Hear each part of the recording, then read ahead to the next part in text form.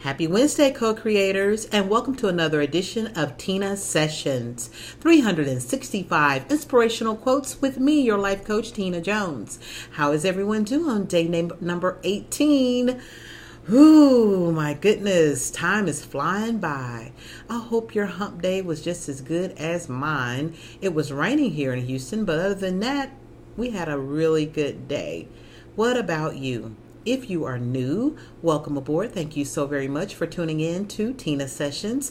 If you want to email me for personal coaching or you have any questions about the sessions of today or yesterday of any other previous shows, send me an email. It's naturalborncoach@hotmail.com. All my loyal viewers, hello to each and every one of you. I have a wonderful exercise we're going to do today. So if you're ready, let's get started. Today's quote is, a person is not old until regrets starts to take the place of dreams. Let me repeat that. It's an unknown author, by the way. A person is not old until regrets starts taking the place of dreams. Well, one of those blocks that's keeping us from the life that we want to live are regrets.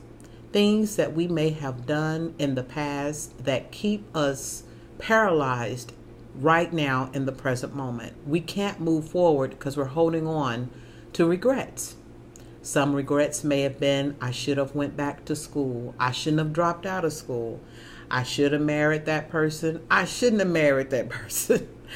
I wish I would have took that job. I wish I would have lived there, moved there. I shouldn't have done that to that person. I regret doing that. Whatever the regret is, it doesn't matter. The point is that it's over. And I'm going to give you a very powerful tool how to release the regrets that are in your life. Do you have any regrets? Are you holding on to things right now that you replay in your mind from time to time, where it brings up certain emotions of shame or guilt?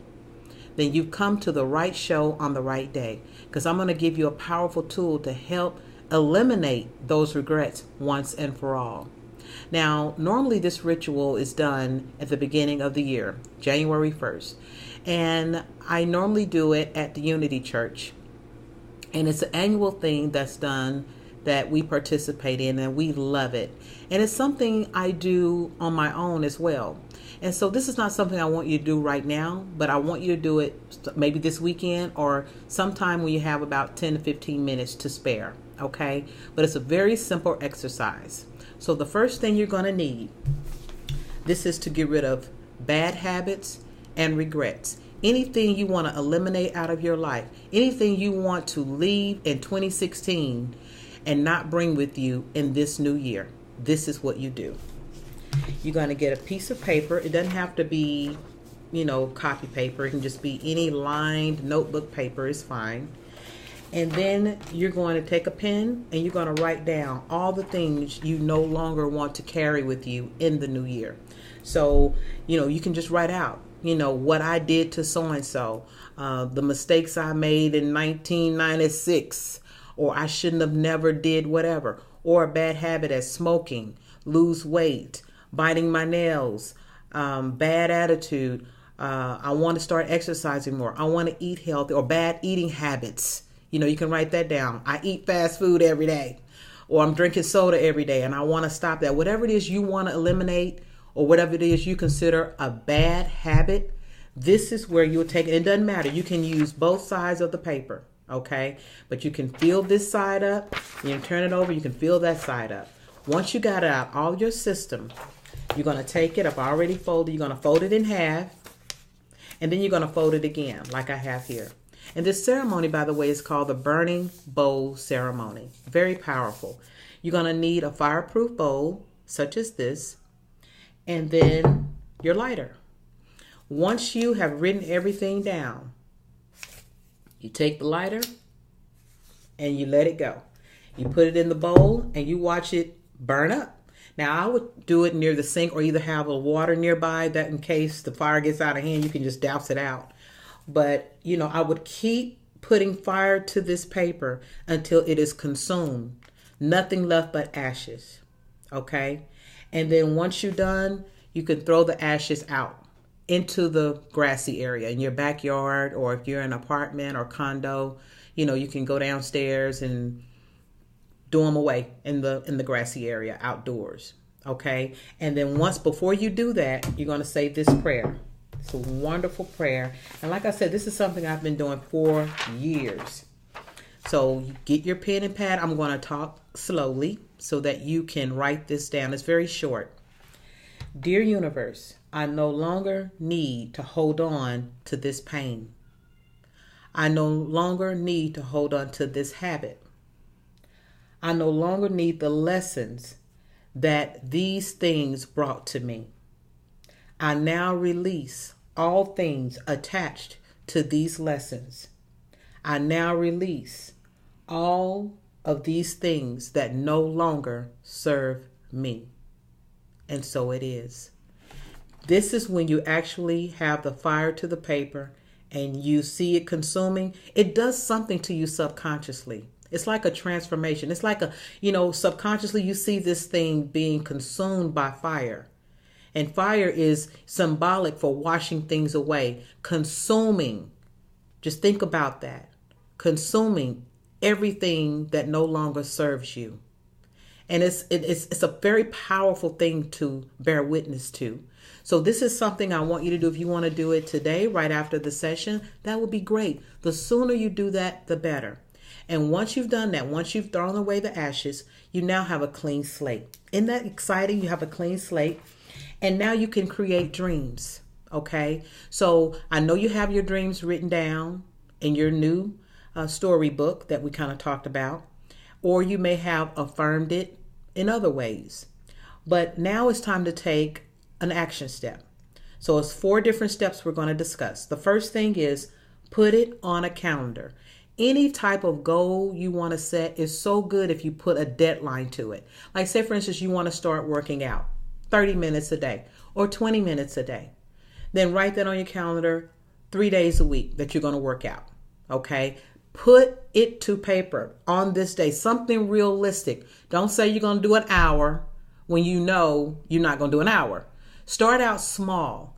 If some of you have emailed me about meditation and you really, really, really want to start this ritual on a daily basis, well, this is another thing you can write down on your calendar. 5 minutes, I'm going to meditate. 10 minutes. I would not exceed 10 minutes if you've never meditated before.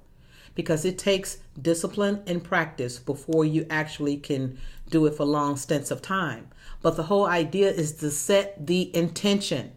Okay? So put it on the calendar, wherever that goal is. If your goal is you want to go back to school, then set it for the next fall, 2017 fall.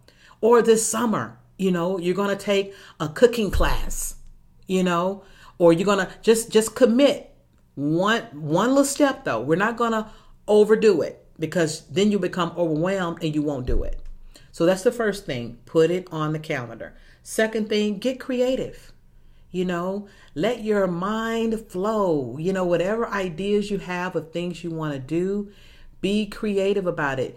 Make it fun. Make it exciting. If you have a partner, whether it's a best friend or a spouse or a boyfriend, maybe it's something you guys can do together.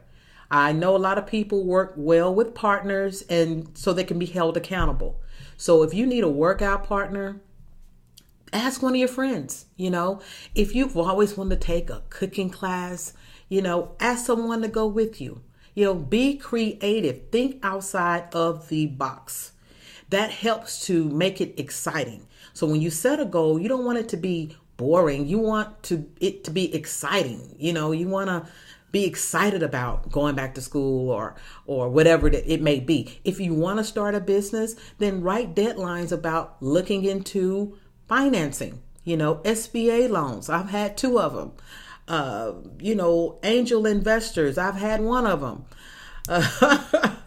And so, you can kind of start the process of looking into it, and you don't know how that gets your creative juices flowing. If you do 1, sometimes 2 just take care of itself.